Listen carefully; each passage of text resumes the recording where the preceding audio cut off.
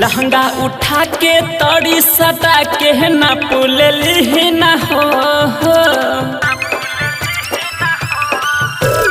लहंगा उठा के तड़ी सटा के ना पुलली ना हो ए अमीन साहब तिरकोन मा जमीन के ना पीना हो ए अमीन साहब तिरकोन मा जमीन के ना पीना हो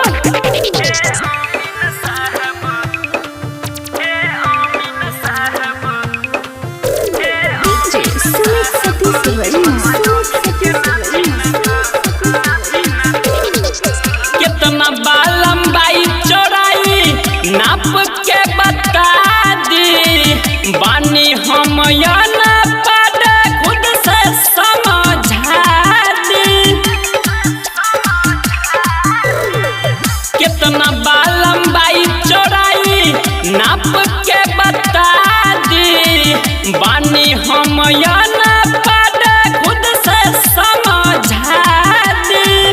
भीतर ले जाके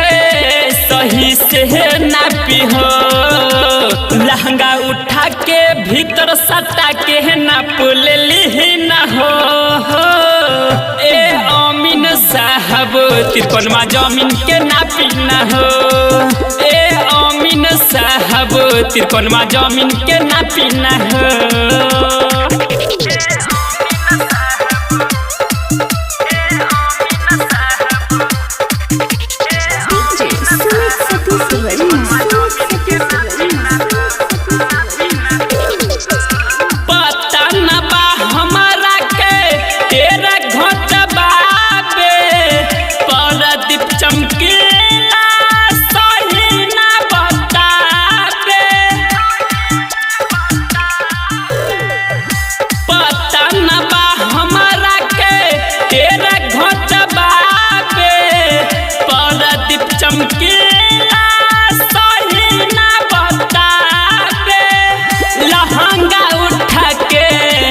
दर्शन कली हो